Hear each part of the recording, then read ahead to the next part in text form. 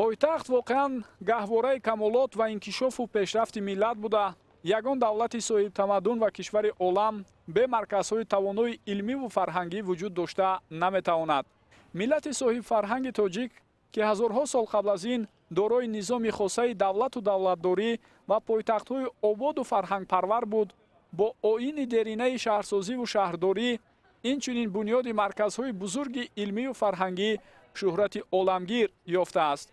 سلسله دولت و دولتداری تاجیکان و پایتخت‌های قدیمی آن تاریخی بیش از 5000 ساله دارد، ولی آنها را ذکر نکرده تنها یادآور میشیم که ملت ما از قضای تاریخ در چهارک اول عصر 20 دوره پر است از زاد و مبارزه‌های پرفاجعه را برای هستی و نیستی پس سر نموده، زینه‌های نو تشکل دولت و راه سخت و سنگین رسیدن به استقلالیت ملی را گذاشته، دوشنبه را پایتخت نو خود انتخاب کرد. شهر دوشنبه چهره جوان کهن بنیاد، شهر است که شاهد بسیار واقعه‌های تاریخی و پدیده‌های سیاسی و فرهنگی شده است. و امروز باز هم برگزاری یکی از مسابقه‌های سطح بلند آسیایی شهادت از آن شهادت می‌دهد که دوشنبه چگونه در طول سال‌های اخیر رشد کرده و با کن برگزاری مسابقه‌های باشکوه هم تبدیل یافته است. اینک مسیر حرکت ورزشکاران برای ما و شما از ابتدا باز هم نشان داده می شود. حرکت آنها از نزد مجسمه شاه اسماعیل سامانی آغاز می گردد و می روند به سمت مهمانخانه سرنا. از آن گردشی که هست بعدا توسط خیابانی اساسی و مرکزی خیابانی رودکی حرکت رو دوام میدهند تا به نزدیکی باغ احمد دانش و بعدا توسط همین شاهراه حرکت ورزشکاران تا به محله چهارباغ دوام می‌یابد. اینجا الکی نصف مسافه را ورزشکاران طی می‌کنند و بعد از گردش توسط محله چهارباغ آنها باز حرکت خود را دوام خواهند داد تا به نزدیک قصر تنیس و مجمع آبی ورزشی که یکی از بهترین انشاءات‌های ورزشی نه تنها در تاجیکستان بلکه در مقیاس آسیا و جهان هم الکی اعتراف شد و چندین مسابقه‌های باشکوهی بین‌المللی در تالارهای باشکوهی آن صورت گرفت و بعدا توسط گردش دانشگاه اگراری باز هم به خیابان رودکی برمیگردند ورزشکاران و حرکت خود را جانب میدان دوستی و مجسمه شاه اسماعیل سامانی دوام میدهند و آنجا باز هم به نقطه نهایی خواهند رسید این ورزشکاران. خب اینک دسته‌هایی که حالا به رقابت‌ها می‌پردازند برای ما و شما دیگر باره معرفی میشوند و باید بگویم که اولین شده دسته بانوان ایران به رقابت‌ها می‌پردازند در هیئت 4 نفر، میان آنها سمیه یزدانی، همچنین ریحان داریان خاتونی، مندانا منشدی و ساجیده سیاهیان در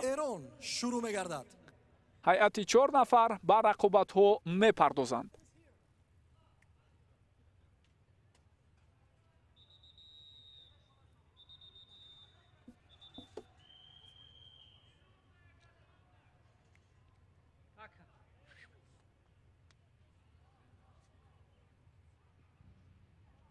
نگفته نماند که میان بانوان تاریخ برگزاری رقابت‌ها در چمپیونات آسیا چندان طولانی نیست و اگر برگردیم به مسابقه آخرینی که در آسیا صورت گرفت ماه اپریل سال 2019 در شهر تاشکند ازبکستان، در آن مسابقه میان بانوان دسته کره جنوبی جای اول را اشغال کرده بود. قزاقستان نتیجه دوم را به قید گرفت و تیم هنگ کنگ باشد نتیجه سیوم را ثبت کرد برای خود و صاحب نشانی برنجی شد.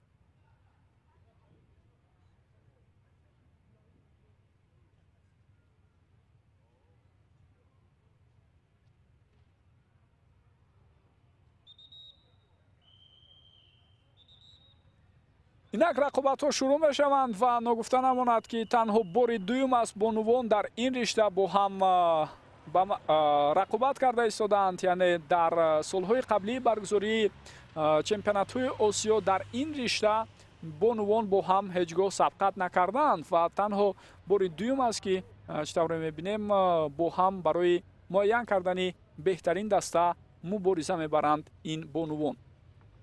дар баробари тими Эрон дар рақобатҳои имрӯза ҳамчунин се дастаи дигар иштирок доранд. ин варзишгарони кишвари Ветнам ҳастанд ки ҳоло тайёрӣ мебинанд барои оғози рақобати имрӯза ва ҳамчунин Узбекистону Қазоқистон дар рақобатҳо албатта иштирок карданашон дар нақша аст ва онҳо ҳам омода ҳастанд барои оғози рақобати худ. Ногуфта намонад ки фарқ байни ҳар кадоме аз дастаҳое ки ба рақобат мепардозанд 3 дақиқаро ташкил мекунад, яъне 3 дақиқа баъд аз оғози иштироки варзишгарони кишвари Эрон намояндаҳои кишвари Ветнам ба рақобатҳо мепардозанд. ҳайати Ветнам ба таври зайл аст ки 4 варзишгари ҷалбшуда инҳо ҳастанд: Ти Сет Нугуен, рақами 22, рақами 23 Нугуен Ти, рақами 24 Нугуен Ти Тю Май ва рақами 25 Буй Ти Куин ба ҳисоб мераванд. ба ин тартиб ҳайати чаҳоргонаи Ветнам албатта баъд аз чанд лаҳза иштироки худро дар рақобатҳои имрӯза оғоз мебахшад. Инак дастаи аввал масофаи 1,3 километрро тай карда истодааст. чӣ тавре мебинед ҳоло варзишгарони эронӣ на чандон суръати баландро касб карданд, танҳо ҳаракат карда истодаанд як нав мутобиқшавиро сипарӣ кунанд ва баъд аз он ҳатман ҳар кадоме аз онҳо бо дар назар дошти ҳамон тактика интихоб карда ки сармураббӣ чӣ дастуру супоришҳо додааст ва ҳамчунин пешсафи даста ё ба истлоҳ капитан чӣ гуна роҳу равишеро интихоб мекунад, тамоми ин масофаи муқарраршударо мебояд тай кунанд. дар ин байн иштирокчиён аз кишвари Ветнам барои оғози рақобат тайёрӣ мебинанд. чанд сонияи дигар вақт боқӣ мондааст то оғози ҳунарнамоии онҳо.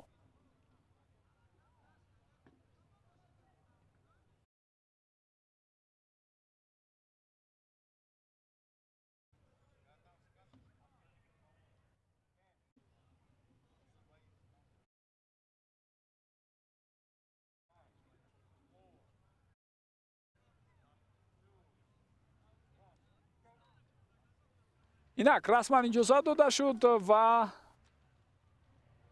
бонувони ветнамӣ ки 3 нафари онҳо насаби Нугуен доранд ва ин насаб аслан бисёр роиҷам ҳаст дар кишвари Ветнам. ҳатто агар ба риштаҳои дигари варзиш таваҷҷӯҳ дошта бошед бинандагони гиромӣ, пас варзишгарони зиёди ветнамиро метавонед бо ҳамин насаб шумо албатта пайдо кунед.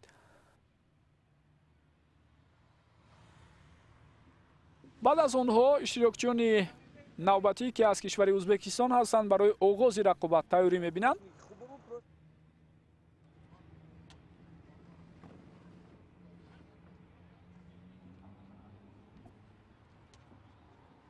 ҳайати ин тим ҳам таи солҳои охир хело мукаммал шуд. дар чемпионати гузаштаи осиё ҳарчанд Узбекистон мизбон буда, аммо даста натавонист натиҷаи заруриро ба даст орад, вале ҳоло чӣ тавре мебинем бо дар назар дошти касби таҷрибае ки дар мусобиқаҳои охир доштанд, онҳо ҳам имкон доранд ки ҳунарнамоии арзандаи худро пешниҳод кунанд барои мову шумо.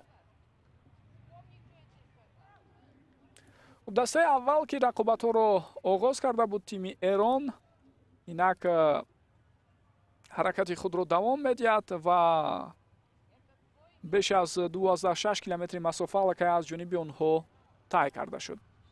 ҳайати дастаи Узбекистон ба таври зайл аст: Маргарита Мисюрина рақами 20, рақами 44 Янина Кюскова, ҳамчунин Анна Куликова рақами 45 ва Шаҳноза Абдуллоева рақами 46 дар ҳайати ин тим иштирокчиёни сабқатҳои имрӯза ба ҳисоб мераванд.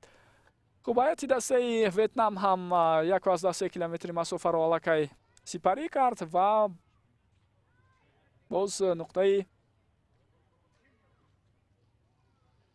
баргашти онҳо инҷо ба шоҳроҳи асосӣ ё ба ҷоддаи асосӣ сурат мегирад ва онҳо аз паси варзишгарони ҷумҳурии исломии Эрон рақобатҳоро бояд давом диҳанд. 3,4 километри масофа инак чӣ тавре ба мо ишора шуда истодааст тай мешавад аз ҷониби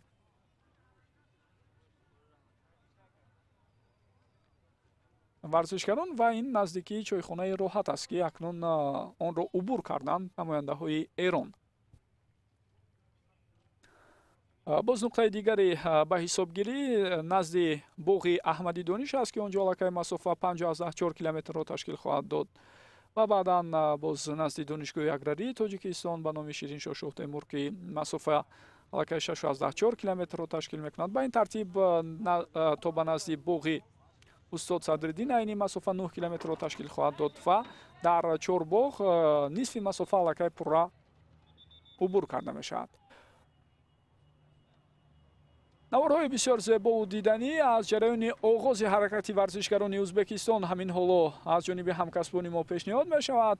ҳайати чоргонаи онҳо рақобатро шурӯъ карданд.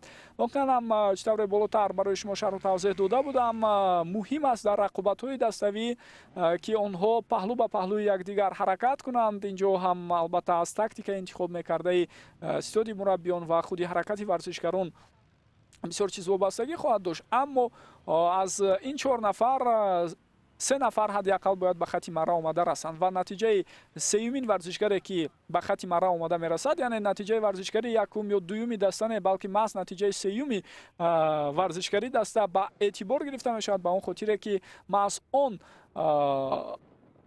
муайян хоҳад кард ки натиҷаи ниҳоии сарфкардаи варзишгарон барои расидан ба хати марра чӣ гуна буд.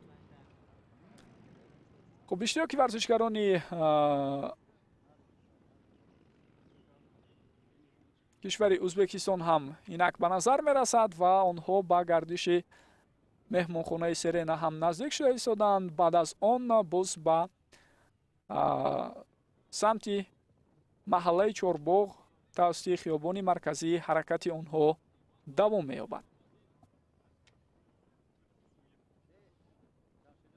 عادتا ما البته خیابانی مرکزی میگیم ولی رسما خیابانی ابو عبدالله رودکی است که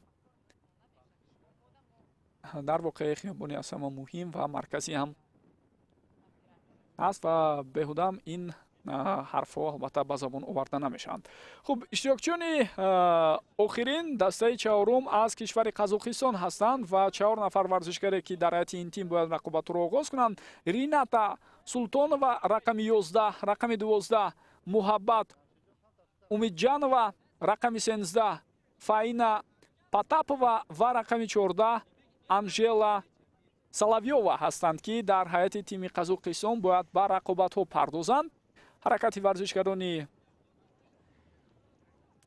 дастаи Ӯзбекистон барои мо шумо бори дигар нишон дода мешавад ки онҳо ҳам инак барои убур кардани тақрибан нисфи масофа аллакай ба ҷоддаи асосӣ ё шоҳроҳи асосӣ қадам гузоштанд. интизори оғози ҳаракати варзишгарони Қазоқистон мешавем. чӣ тавре болотар дар рақобатҳои мардон ман ишора кардам, ин тим бисёр пурқувват аст ва дар чемпионати гузаштаи Осиё ҳайати дастаи Қазоқистон тавониста буд соҳиби нишони нуқра шавад ва онҳо танҳо аз Кореяи ҷанубӣ қафо монданд.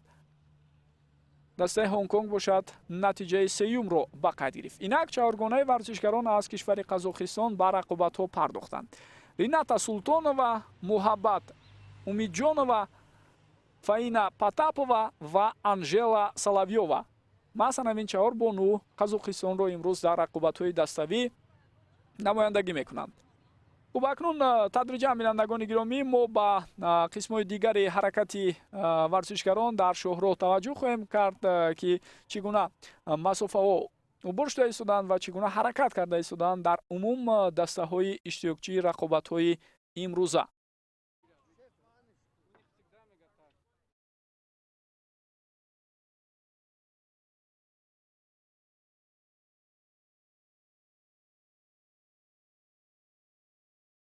دسته‌ای که اولش در رقابت‌ها را آغاز کرد дастаи ҷумҳурии исломии Эрон инак 16 километри масофаро убур мекунад ва онҳо аз назди донишгоҳи аграрии Тоҷикистон гузашта ҳаракати худро ҷониби маҳаллаи Чорбоғ ҳамоно давом дода истоданд.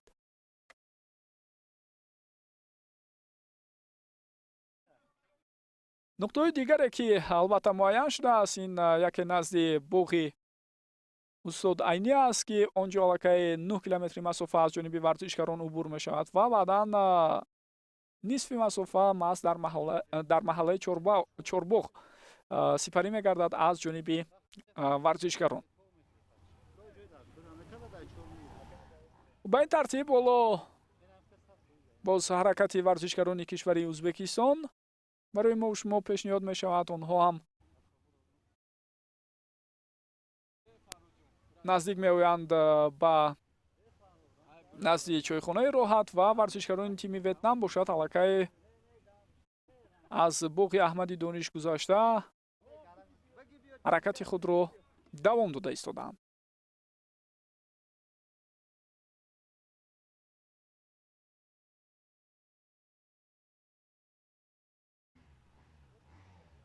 ҳарчанд ҳар кадоме аз дастаҳо бо тафовути 3 дақиқа аз якдигар ба рақобатҳо мепардозанд, аммо чӣ тавре маълум аст, он 3 дақиқа ҳатман ба эътибор гирифта мешавад ва лаҳзаи оғози ҳаракати варзишгарон ва нуқтаи расиши варзишгари сеюм ба хати марра ҳисобида мешавад ва он ҷо муайян мегардад ки бо кадом нишондод ин ё он даста ба хати марра омада расиданд.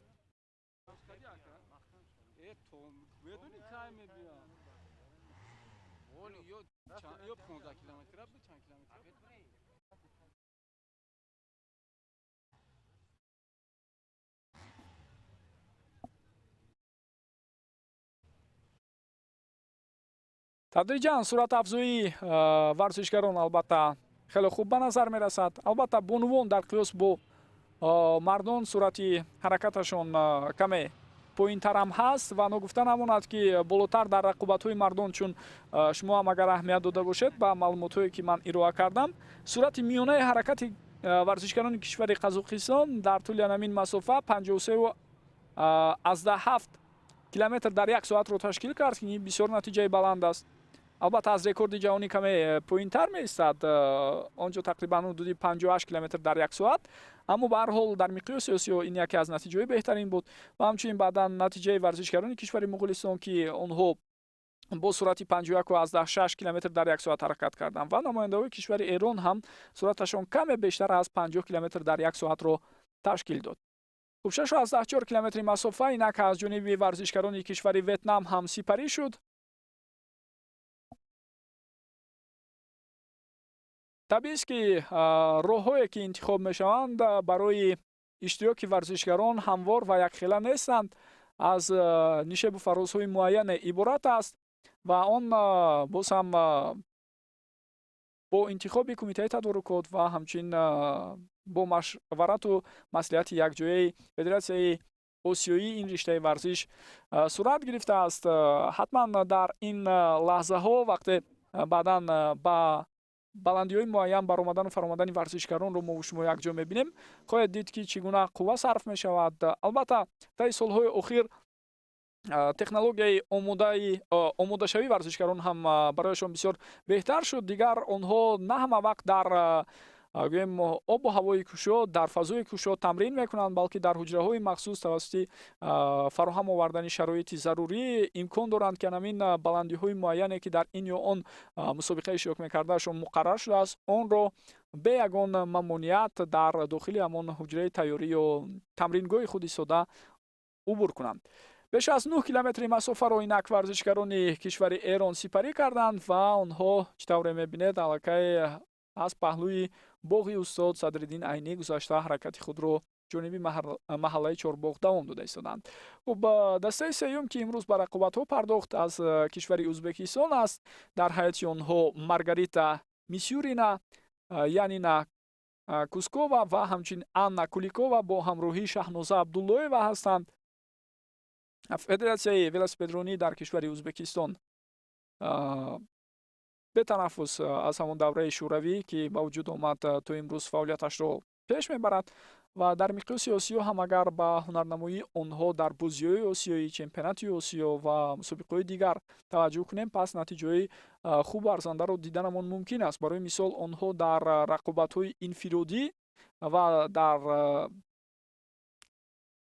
рақобатҳои бофосила байни бонувон дар чемпионати гузашта, ки бевосита Тошкент, шаҳри Тошкент албатта мизбони он буд, натиҷаҳои бисёр хубро ба қайд гирифтанд. махсусан варзишгар Олга Забелинская тавонист онҷо соҳиби 2 медали тилло шавад. ва ин натиҷаи беҳтарин буд, ки Узбекистонро дар ҳайати даставӣ ба ҷои дуюм баровард.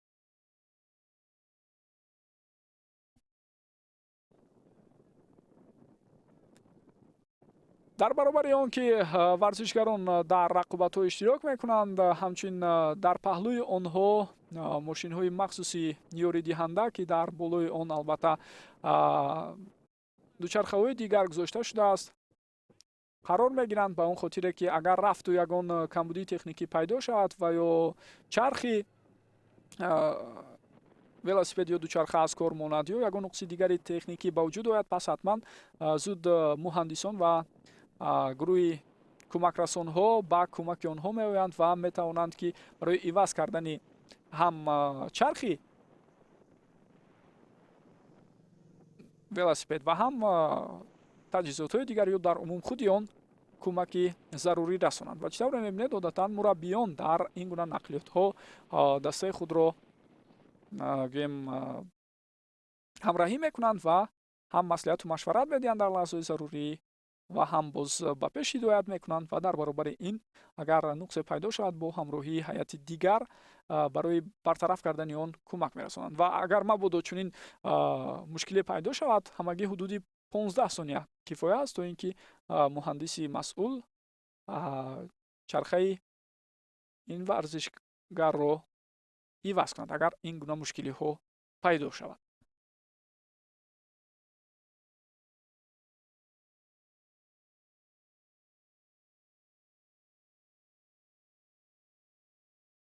варзишгарони пешсаф, яъне дастае ки имрӯз рақобатҳоро аввалин шуда миёни бонувон оғоз карданд, тими Эрон ҳастанд.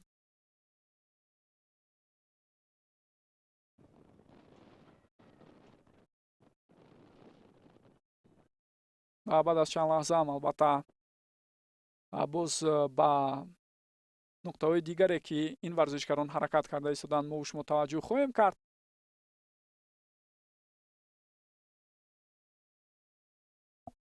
имрӯз барои тимҳое ки дар рақобатҳо иштирок карда истоданд, шонси бисёр хуб аст то ин ки соҳиби медал шаванд. яъне чӣ тавре болотар ишора кардам, танҳо 4 даста иштирок мекунанд ва 3 тим имкон дорад ки соҳиби ҷоизаҳои қаҳрамонии Осиё дар риштаи велосипедронӣ дар шоҳроҳ миёни бонувон шаванд. яъне сатҳи гӯем зиёд набудани дастаҳои иштирокчӣ боис бар он шудааст, ки чунин имконият ба вуҷуд ояд ва танҳо як даста аз ҳуқуқи ба даст овардани медал аз эҳтимол дур нест, ки имрӯз маҳрум мешавад.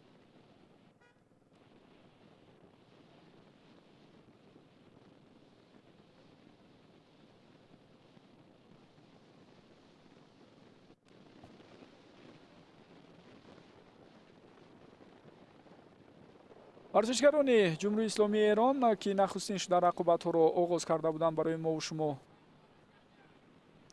нишон дода мешаванд. ва ҳамзамон бо ин дар бораи тими Ветнам ҳам бояд ишора кунам, ки онҳо дуюмин шуда ба рақобатҳо пардохтанд, аммо яке аз бонувони ин даста хело ҳам қафо монд ва маълум буд, ки дигар паҳлӯ ба паҳлӯ бо се ҳамдастааш ҳаракат карда наметавонад. албатта ҳатто метавон гуфт, ки ӯ аз идомаи рақобатҳо берун ҳам шудааст. инак нисфи масофаро варзишгарони кишвари Эрон убур карда истоданд ва тавассути маҳаллаи Чорбоғ онҳо ҳоло боз роҳ пеш мегиранд ба самти бозори Кушониён, маркази савдо ва хизматрасонии Кушониён, ва баъдан боз ҳаракати онҳоро мо пайгирӣ хоҳем кард.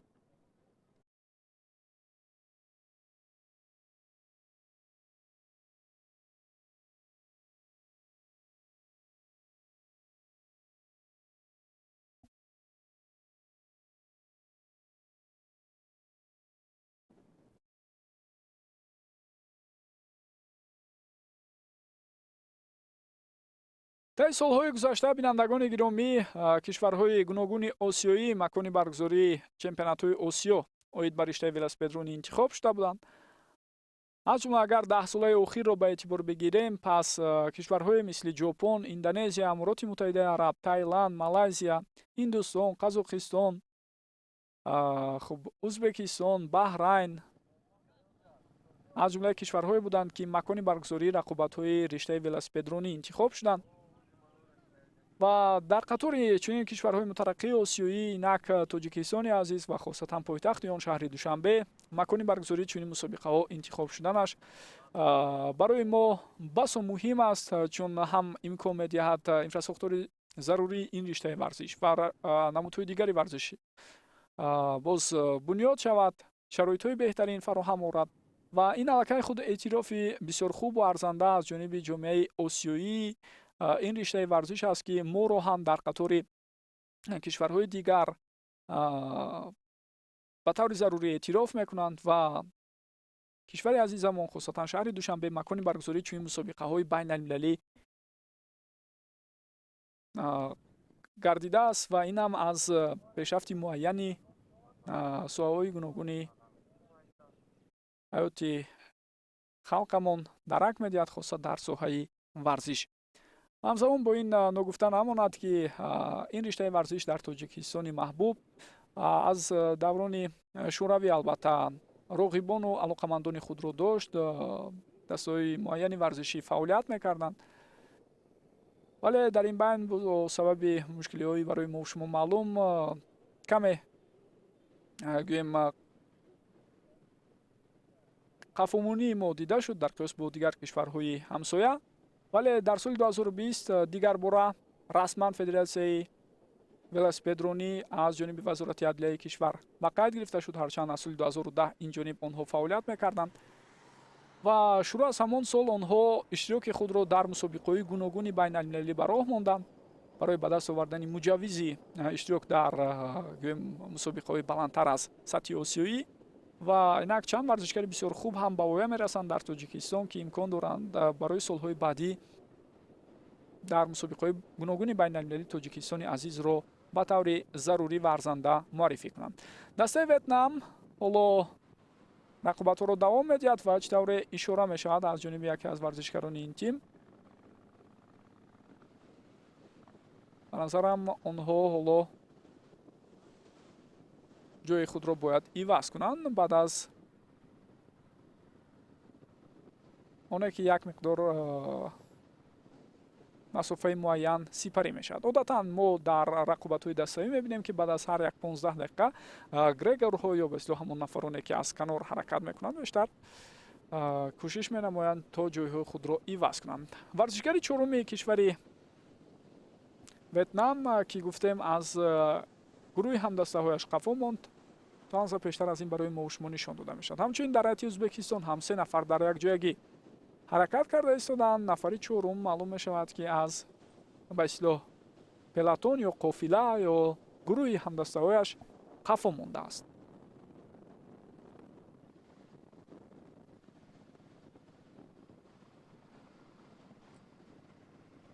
иштирокчии чорум аз кишвари Ветнам ҳоло акнун ба гардиши маҳаллаи Чорбоғ мерасад ва аз паси ҳамдастаҳояш бояд ҳаракатро давом диҳад. ногуфта намонад, ки ӯ агар зарурат пайдо шавад ва яке аз ҳамдастаҳо сурати қаблии худро нигоҳ дошта натавонад, метавонад онҳоро иваз кунад ва муҳим аст, ки дар якҷоягӣ албатта ҳамин 4 нафаре ки рақобатро оғоз мекунанд ба нуқтаи ниҳоӣ омада расанд. ба он хотире ки кафолат дода намешавад, мумкин нафари сеюм аз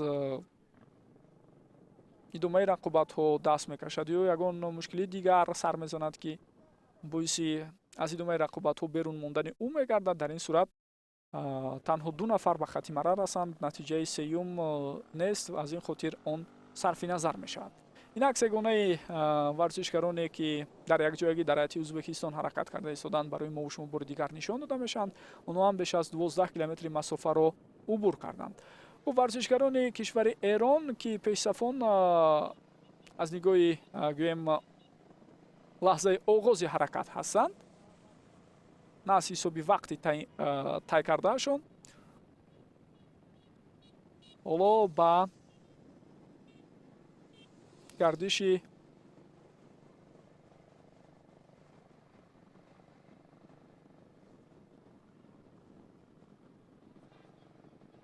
маҳаллаи Буниҳисорак албатта наздик меоянд, он ҷое ки баъдан дар канори рост қасри теннис ва маҷмӯи обии навбунёд ҷойгир аст.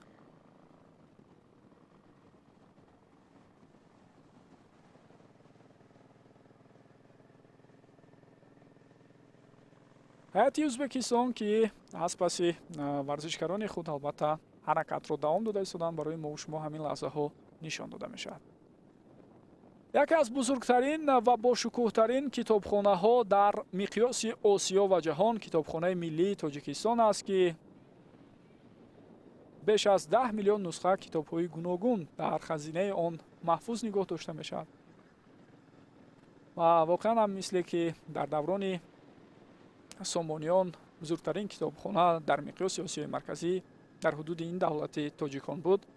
ин шабу рӯз дар ҳудуди давлати азизамон чунин як китобхонаи бошукӯҳ ҳаст ки рӯз ба рӯз ихлосмандону хоҳишмандон имкон доранд ки аз он ба таври фаровон аз адабиётое ки албатта онҷо фароҳам овардааст ва имкониятҳои дигаре ки ҳаст истифода баранд.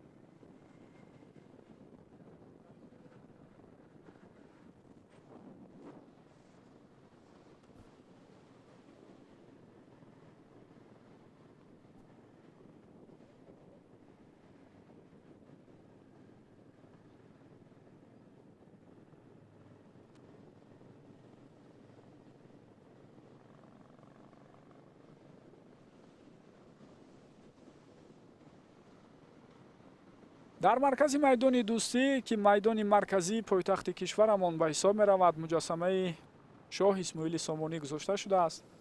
воқеан ҳам таи солҳои соҳиби истиқлолӣ боғу майдон ва гулгаштҳои зиёде дар шаҳри Душанбе бунёд шуданд.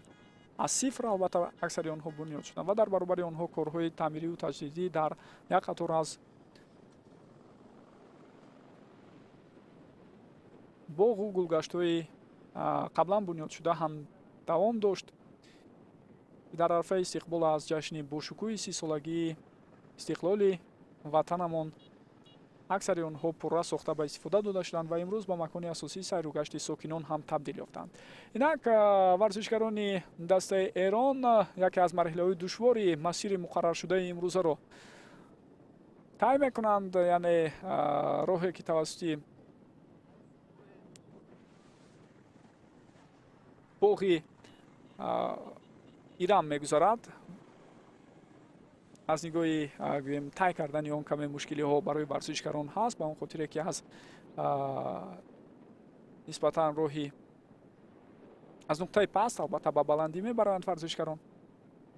ва инҷо табиист баъзе аз мушкилиҳо вобаста ба ҳаракати варзишгарон ба вуҷуд меояд, аммо онҳо дар якҷоягӣ бо сарбаландӣ ин монеаро убур карданд ва аз ин пас боз роҳи онҳо ҳамвору рост хоҳад буд ҷониби майдони дӯстии пойтахт баъд аз гардиши навбатие ки онҳоро дар пеш интизор аст. хуб 21 километри масофа инак убур шуда аз ҷониби варзишгарони кишвари Эрон ва натиҷаи бисёр хубро ҳам ба қайд гирифта истоданд. гӯем хато нахоҳад буд.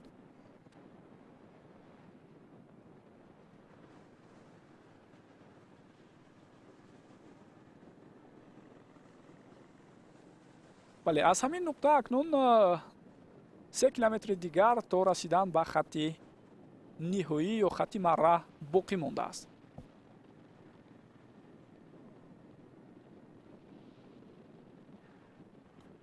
ҳайати дастаи ӯзбекистон ки имрӯз сеюмин шуда ба рақобатҳо пардохтанд, ҳоло аз паҳлӯи маркази гарму барқдиҳӣ душанбе 2 гузашта аз паси варзишгарони кишвари ветнам ҳаракати худро давом дода истоданд. 19 километри масофаро убур карданд намояндаҳои кишвари ветнам.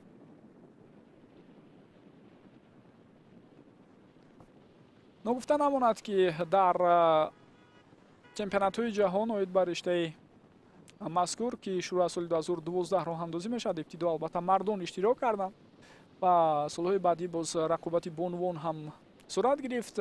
дар чемпионати ҷаҳон бештари вақт агар шумо аҳамият диҳед дар ҳайати як даста 6 нафар иштирок мекунанд ва натиҷаи варзишгари чорум ки ба хати марра омада мерасад ба эътибор гирифта мешавад. дар қаҳрамонии осиё бо сабаби он ки шумораи дастаҳо ва ҳамчунин варзишгарони ташрифоварда маҳдуд буд, дастандаркунон ба хулосӣ омаданд ки 4 нафар иштирок кунанд. аслан тибқи ҳамон қонун қоидаҳои маъмул аз 4 то 6 варзишгар дар ҳайати як даста метавонанд дар рақобатҳо ҳузур пайдо кунанд. ҳайати дастаи Қазоқистон барои мо шумо нишон дода мешавад. табиист ки онҳо боз ҳам довталаби асосӣ баҳри пирӯзӣ боқӣ мемонанд, ҳам дар рақобатҳои инфиродӣ ва ҳам дар рақобатҳои даставӣ. ва бояд бигӯям ки дар мусобиқаи гузашта онҳо танҳо ҷои дуюмро ишғол карда буданд. табиист ки имрӯз баҳри ба даст овардани медали тилло мубориза хоҳанд бурд ва дар ин замина шояд муваффақ ҳам шаванд. аз эҳтимол дур нест, ба он хотире ки ҳарифони ҷиддитари онҳо мисли Кореяи ҷанубӣ, Ҳонг-Конг, Ҷопон дар рақобатҳои имрӯза ҳузур пайдо накарданд. ва дар мавриди ҳайати дастаи Эрон як нуктаро мехоҳам ишора кунам ки Сумайя Яздонӣ пешсафи ин тим қаблан дар мусобиқаи гузашта дар чемпионати Осиё дар шаҳри Тошканд соли 2019 тавониста буд соҳиби нишони биринҷӣ шавад. ӯ дар рақобатҳои инфиродӣ ба ин натиҷа ноил гардид ва ҳоло дар ҳайати даставӣ иштирок карда истодааст Сумайя Яздонӣ ва метавонад ҳамроҳи ҳамтимони худ имрӯз барои ба даст овардани медал албатта муваффақ ҳам шавад.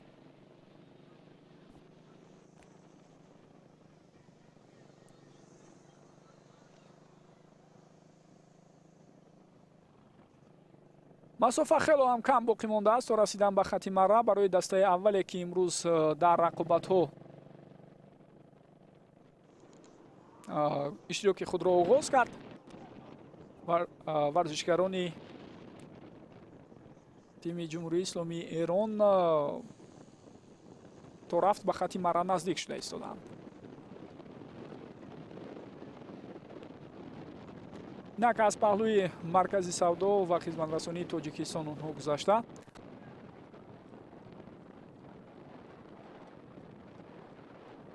баъдан боз каме дигар роҳ боқӣ мемонад то ба нуқтаи ниҳоӣ. варзишгарони кишвари ветнам ҳам инак 21 километри масофаро убур карданд. 3 километри дигар боқӣ мондааст то расидан ба хати марра барои онҳо.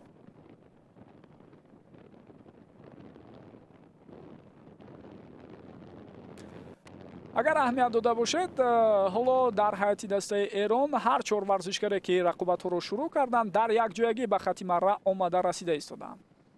каме дигар боқӣ мондааст. албатта дар ҳамин метрҳои охир суръатро коҳиш надодан зарур аст барои ин тим ва инак онҳо ба хати марра расиданд. ҳоло натиҷаи ниҳоии онҳоро баъдтар албатта ба сами шумо мерасонем бинандагони гиромӣ ва бояд ногуфта намонад ки ҳар 4 даста вақте ба хати марра мерасанд бо қиёс ба якдигар натиҷаи беҳтарин муайян карда мешавад ва баъдан боз мо имкон пайдо хоҳем кард ки 3 дастаи ғолибро дар умум муайян намоем.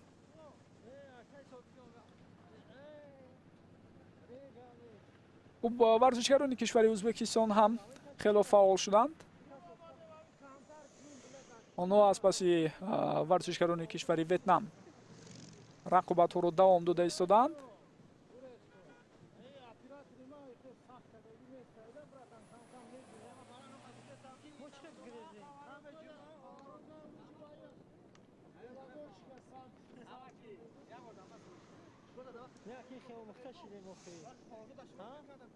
каме дигар боқӣ монд то ба хати марра расидани иштирокчиёни дигар ва чӣ тавре ишора рафт дар қиёс бо дастаҳои мардона натиҷаи ба қайд мегирифтаи варзишгарони зан ё бонуон каме заифтарам ҳаст. Ин чиз албатта як чизи нав ё гӯем тасодуфӣ ҳам нест.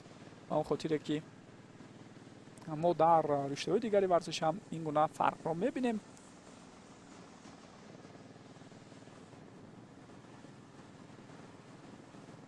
аммо муҳим ин аст ки бонувон ҳам дар қатори мардон ба аксари намудҳои варзише ки қаблан гуфта мешуд танҳо хоси мардон аст майлу рағбати зиёд пайдо карданд. риштаи велосипедронӣ бинандагони гиромӣ яке аз он намудҳои варзише аст ки ҳанӯз аз давраи аввали роҳандозии бозиҳои нави олимпӣ яъне аз соли 1896 ба барномаи он ворид шуда буд. танҳо дар ин байни соли 1912 дар барномаи бозиҳои олимпӣ ҳузур надошт ва то кунун бетанаффус дар бахшҳои гуногуни велосипедронӣ дар бозиҳои олимпӣ мебинем мардону занон бо ҳам мубориза мебаранд. албатта занон нисбат ба мардон каме дертар шурӯъ карданд. танҳо соли 1988 дар олимпиадае ки дар сеули кореяи ҷанубӣ сурат гирифт мо дидем бонувон аввалин маротиба дар велосипедронӣ бо ҳам сабқат карданд. варзишгарони кишвари ветнам сегонае ки боқӣ монданд ва дар якҷоягӣ ҳаракат карда истоданд. нафари чоруми онҳо хело қафо мондааст, вале ӯ ҳам ҳаракати худро давом медиҳад. хуб акнун барои мову шумо варзишгарони кишвари қазоқистон нишон дода мешавад. варзишгарони ин тим инак чӣ тавре мебинед 21 километри масофаро тай карданд. танҳо 3 нафар дар якҷоягӣ ҳаракат карда истоданд. нафари чаҳорум каме қафо мондааст аз ҳамдастаҳояш. хуб дар баробари ин варзишгарон дар ҷоддаҳои пойтахт ё ҷоддаҳои шаҳрнавоии кишварамон шумо шояд имрӯзҳо ҳаракати варзишгарони дигарро ҳам бубинед. ба ин чиз гӯем бо дидани он дар тааҷҷуб наафтед, чун онҳо тамринҳои худро давом дода истоданд барои иштирок дар рақобатҳои ҳам инфиродӣ ва ҳам рақобатҳое ки ба масофаҳои нисбатан тӯлонӣ аст ва рӯзҳои баъдӣ баргузор мешавад. варзишгарон табиист ки тайёриҳои муайяни худро мебинанд. инак дастаи сеюм ҳам ба хати марра мерасад ва ҳатто бубинед варзишгарони кишвари ӯзбекистон дар ниҳояти кор аз ҳамтоёни ветнамии худ пеш гузаштанд. ҳамон фарқе ки 3 дақиқаро ташкил мекард ӯзбекҳо тавонистанд аз байн бибаранд ва бо натиҷаи гӯем беҳтар аз ветнам онҳо ба хати марра расиданд. акнун ин чизро дақиқан метавонем бигӯем ва намояндаҳои кишвари ветнам он тафовуте ки дар вақт дар лаҳзаи шурӯи худ дар лаҳзаи шурӯи ҳаракаташон бо ҳамтоёни ӯзбекашон доштанд аз даст доданд. вале қазовати ниҳоиро албатта боз ҳам доварон мекунанд бо ба эътибор гирифтани вақти ниҳоии ҳар кадоме аз дастаҳо. хуб дастаи қазоқистон ҳоло ҳаракати худро давом дода истодааст.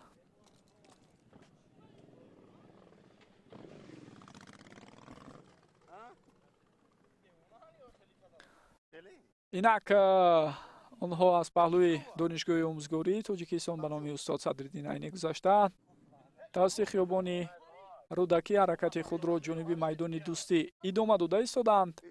бибинед суратафзоии бисёр хуб ва баланди онҳо ҳамин лаҳзаҳо ба назар мерасад. хело хуб ва дурусту дақиқ онҳо дарк мекунанд ва боз ҳамзамон бояд ёдовар шавам ки бинандагони гиромӣ дар анамон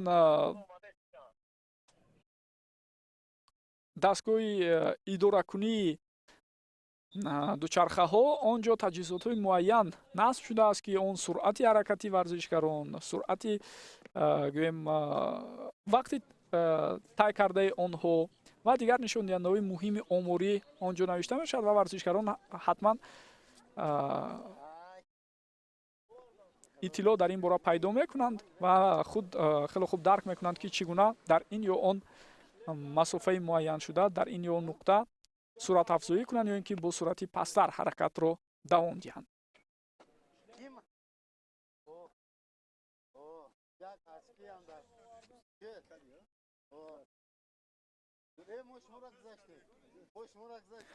خب اینک دسته قازقستان هم به خط مرا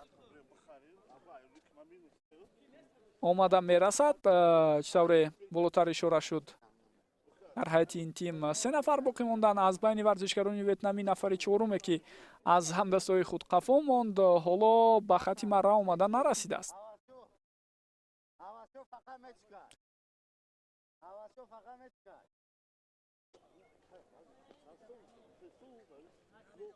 اینک او هم به خط مرا آمده میرسد، اما چطور گفتم نتیجه 3 ورزشکاری اول به اعتبار گرفته می شود و بعد از چند لحظه دیگر هیئت دسته قازقستان هم انتظار می رود که به خط مرا آمده می رسد. هیئت بسیار پرقوت است. نقطه آغاز حرکت آنها 9 دقیقه تفاوت داشت از ایران. 9 دقیقه دیرتر آنها به رقابت پرداختند و اینک آنها هم به خط مرا آمده می رسند. اکنون نتیجه نهایی را گروه داوران و ناظران باید معین کنند با به اعتبار گرفتن نتیجه به قید گرفته هر کدام از دسته هایی که امروز در رقابت ها میان بانوان اشتراک کردند.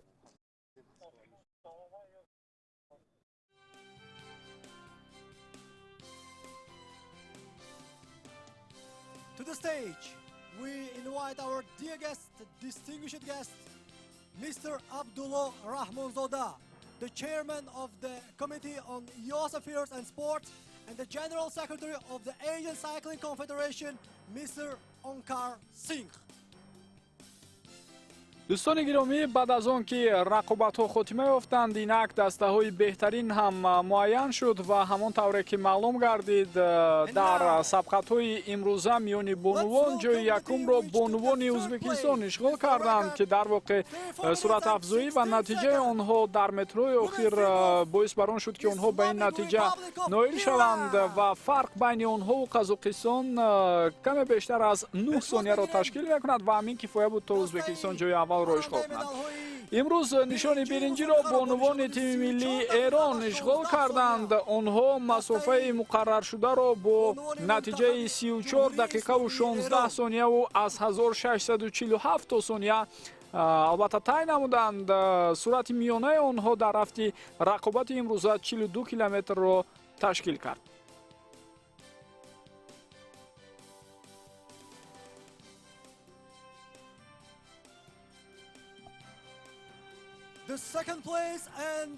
جای دوم را چطور معلوم بشود بانوان تیم ملی قازقستان اشغال میکنند و 2 دفعه است که پای در هم آنها صاحب نشانهای نقره چمپیونات آسیا میشوند. یادآور میشویم که در مسابقه گذشته هم آنها به این نتیجه نائل شده بودند و انتظار میرفت که امروز میتوانند این نتیجه خود را بهتر کنند، اما بختشان بلندی نکرد و کمی قفا موندن از همتایان ازبک خود. نتیجه صرف کرده آنها 32 دقیقه و 24 ثانیه و از 1015 ثانیه را تشکیل میکند و فرق بین آنها و ازبک ها کم زیادتر از 9 ثانیه را تشکیل داد.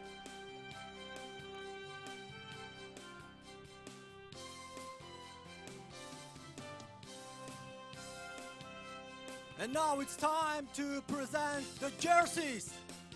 و اکنون نوبت به غالیبان رقابت امروزه میرسد و چطور میبینیم کاتب گنرالی این رشته ورزش در آسیا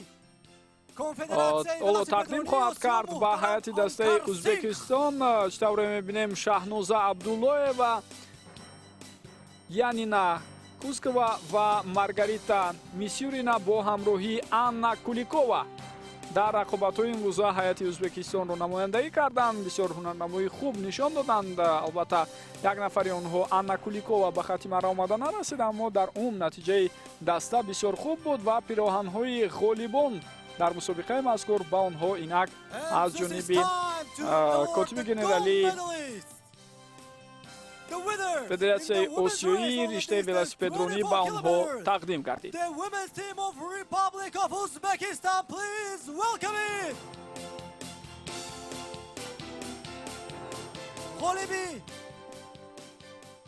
дар баробари намояндаҳои расмӣ аз Федератсияи ҷаҳонии лиштаи варзиш Абдулло Раҳмонзода, раиси кумитаи ҷавонон ва варзиши назди ҳукумати ҷумҳурии Тоҷикистон дар маросими ҷоизаспорӣ ба бонувоне ки дар масофаи 24 километр дар ҳайати даставӣ бо ҳам рақобат карданд ҳузур дорад ва нишонҳои ифтихорӣ ба ин варзишгарон акнун тақдим карда мешавад. ҳамзамон бо ин аз ҷониби кумитаи тадорукот тӯҳфаҳои хотиравӣ байси армуғоне ки барои солиёни тӯлонӣ албатта онҳо дар ҳамон ҷевонҳои ифтихории худ маҳфуз метавонанд нигоҳ доранд тақдим карда мешавад ва ин ҳамчун як расми хотираи бисёр хуб аз сарзамини қадимиву ҳамеша ҷавони Тоҷикистони азиз ба онҳо эҳдо мегардад.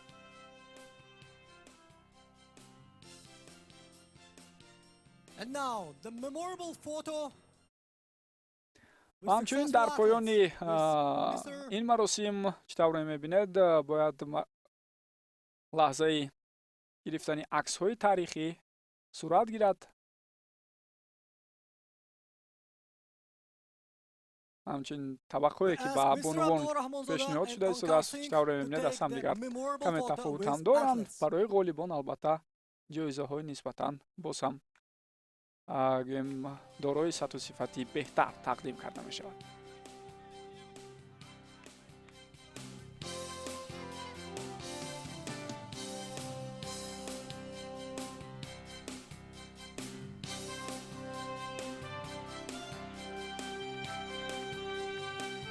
лаҳзаҳои бисёр ҳассос ва хотирмон барои ин бонувон, чун дастаи мунтахаби Ӯзбекистон бори аввал қаҳрамони Осиё мешавад. Барои Қазоқистон ин медали дуюм аст ва он ҳам боз нуқра ва барои Эрон бошад аввалин маротиба ки миёни бонувон дар рақобатҳои даставӣ соҳиби нишони биринҷӣ мешавад. Ва акнун чӣ тавре мебинем бинандагони гиромӣ маросими ҷоизаспории мо ҳам ба хотимаи худ наздик шуда истодааст ва пештар аз он суруди миллии кишвари Ӯзбекистон ба хотири пирӯзии ин дастаи варзишӣ онҳо ҳоло садо медиҳад. суруди миллии ҷумҳурии Ӯзбекистон садо медиҳад.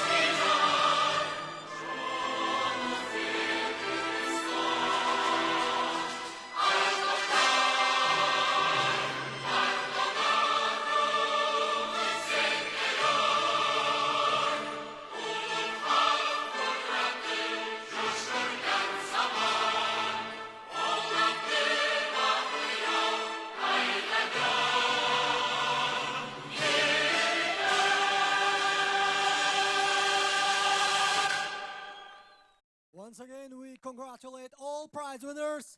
And now, athletes may take the memorable photos on the stage. We express our gratitude to the Mr. Abdullah Rahmanzoda and the Ankar Singh.